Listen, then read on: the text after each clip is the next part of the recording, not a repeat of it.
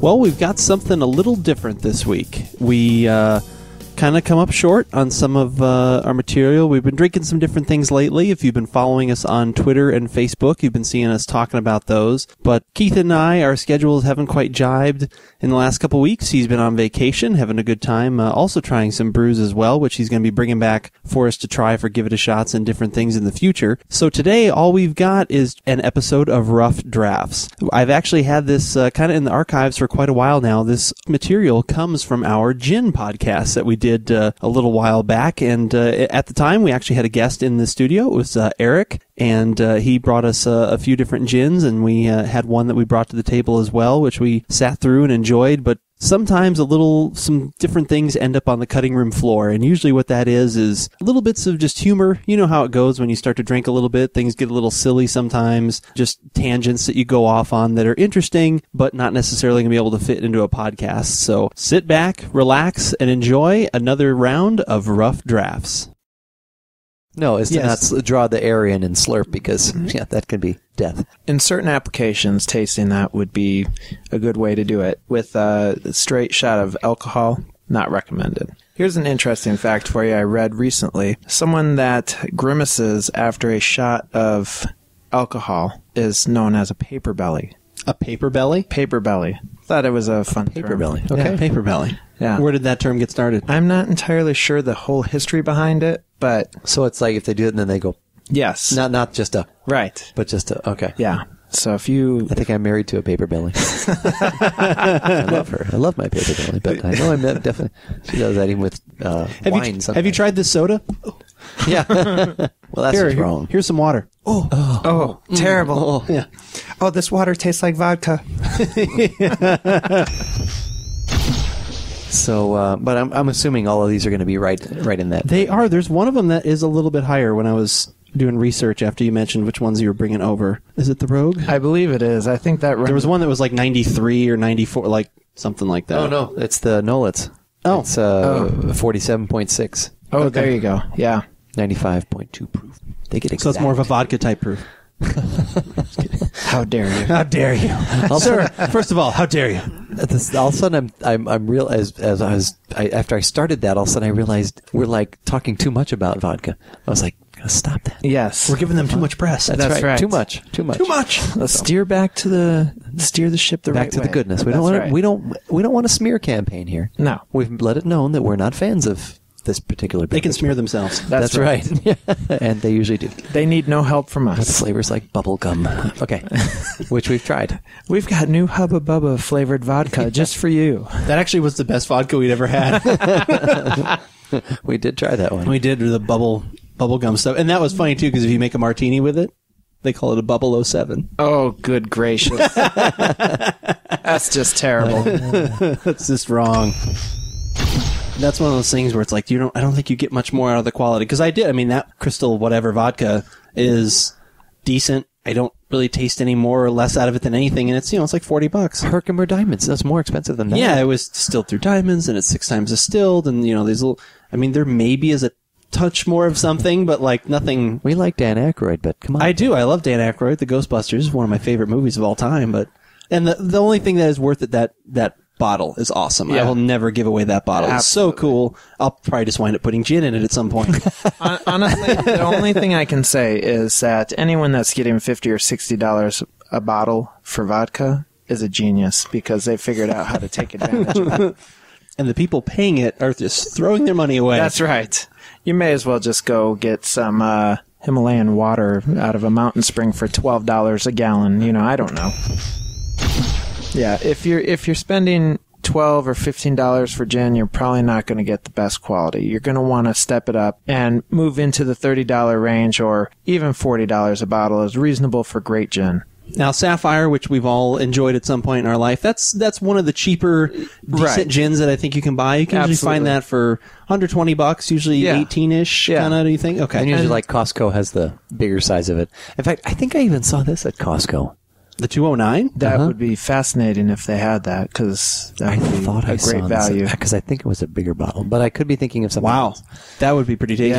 Yeah, it was a good value. Well, especially now that I've had it, I probably would invest. I think invest with that for my. The last time I saw it, Costco had 2 varieties of gin, and one was Beefeaters, which I wouldn't go near. And Was it that amazing plastic bottle? Right. Yes, with a handle.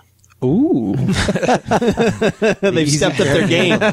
We can either put more money and research into improving our gin, or we can add a handle. And for easy chugging consumption, we've added the handle. The vote was unanimous for the handle. Well, they're worried about people hurting their shoulders. 4 out of 5 bums preferred the handle.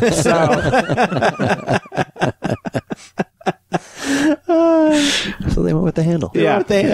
And then they carry Bombay, of course, which is... Yeah, you can usually find that in the larger bottle there. Which is good. Right. That's a good gin. That's an adequate gin and tonic, and that's... Yeah, I don't think it has the depth of some of the ones we've tasted today, but I think it's a good quality gin. Depending on the quality of guest you have coming over. That's right. I'm reaching for the Bombay. Yeah. Oh, wait. I'm going to go for the 209. That's right. That's how you can know if you ever go to Keith's house. Yes. Depending on what gin he has sitting out is offering you is the kind of guest you are. That's it. Big smile holding the bottle. Here's what you get. Here's your list of... Oh, but what's this here? I'm sorry. Here's your selection here. Here's your gin. That's not for you. Well, we keep those under lock and key. Yeah, that would be awesome. Silly. Those aren't for you. Here. Budweiser. But no, I'm just kidding. No, that never even gets in the door. Yeah. Actually, speaking of that, did you see the tweet I threw up last night? I was watching Saturday Night Live, and Seth Meyers was doing this big story on. Do you ever watch Saturday Night Live at all? Yes. Oh, yeah. He was doing his, the news, and he said, big news today. In England, a pub has started serving a beer specifically for dogs. Correction, a pub in England has started serving Miller Lite. Yeah.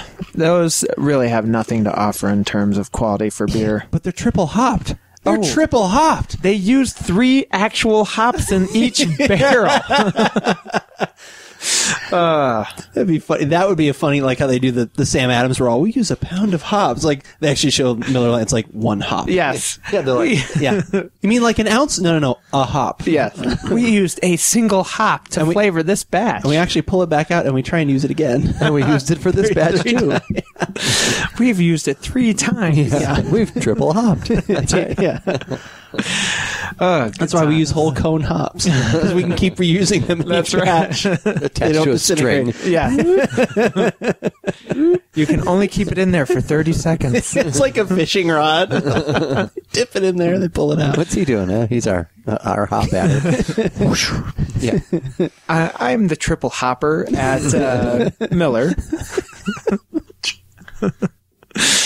Oh, man. What a great job title. What are you? I'm the triple hopper. Oh, man. Too fun. Sorry, back to gin. Okay.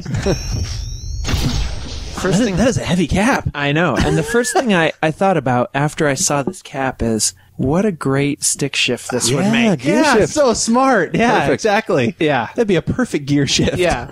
I mean, and just the weight and the handle, it would be awesome for a gear shift. Or a helmet for your gentleman. Yeah. Oh, yes. Oh, wait, oh my gosh. Please capture my gentleman if you can. That's actually a really sweet logo they have on the top there. Like it is. Like 2 unicorns having sex with a shield or something. That's Is that right. what's going on there? Wow. Yes. And a bowl at the very top, overseeing the whole fornication process. Making sure everything's okay. That's great. A voyeuristic bull. That's right. Watching 2 sheep having a unicorn having sex.